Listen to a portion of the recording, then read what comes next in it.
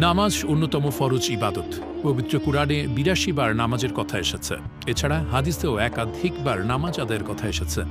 সেই সঙ্গে গুরুত্ব দেওয়া হয়েছে ওয়াক্তমতো নামাজ আদায়ের উপরও। এমনকি আল্লাহর কাছেও যথাসময়ে সালাত আদায় করা অধিক প্রিয় আমল। তবে ৩ ব্যক্তির নামাজ আল্লাহ কবুল করেন না। ৫ ওয়াক্ত নামাজ শুধু ফরজ নয়, এটি মুমিনের জীবনের প্রাত্যহিক রুটিনের সবচেয়ে গুরুত্বপূর্ণ অংশ।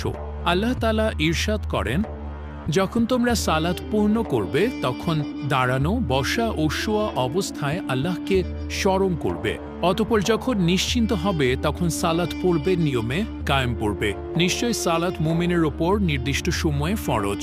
আব্দুল্লাহ ইবনু মাসউদ রাদিয়াল্লাহু তাআলা আনহু বর্ণনা করেন, আমি রাসূল সাল্লাল্লাহু আলাইহি ওয়াসাল্লামকে জিজ্ঞাসা করলাম, কোন আমল আল্লাহর নিকট অধিক প্রিয়? জবাবে নবীজি বললেন, যথাসময়ে সালাত আদায় করা। ইবনু মাসউদ রাদিয়াল্লাহু তাআলা আনহু পুনরায় জিজ্ঞাসা করলেন, এরপর কোনটি? তিনি বললেন, এরপর পিতামাতার প্রতি সৎ ব্যবহার। ইবনু মাসউদ রাদিয়াল্লাহু তাআলা আনহু আবার জিজ্ঞাসা করলেন, এরপর কোনটি? রাসূল সাল্লাল্লাহু আলাইহি ওয়াসাল্লাম বললেন, এরপর আল্লাহর পথে জিহাদ বা জিহাদ ফি সাবিলিল্লাহ।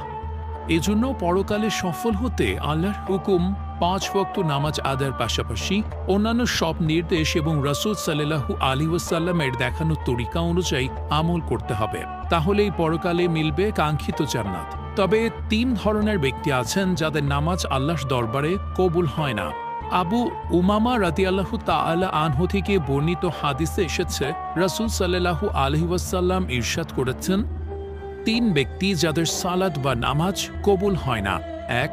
পলাতক গোলাম, যতক্ষণ না মালিকের কাছে ফিরে আসে। ২. এমন নারী যে তার স্বামীর অসন্তুষ্টিতে রাত্রি যাপন করে। ৩.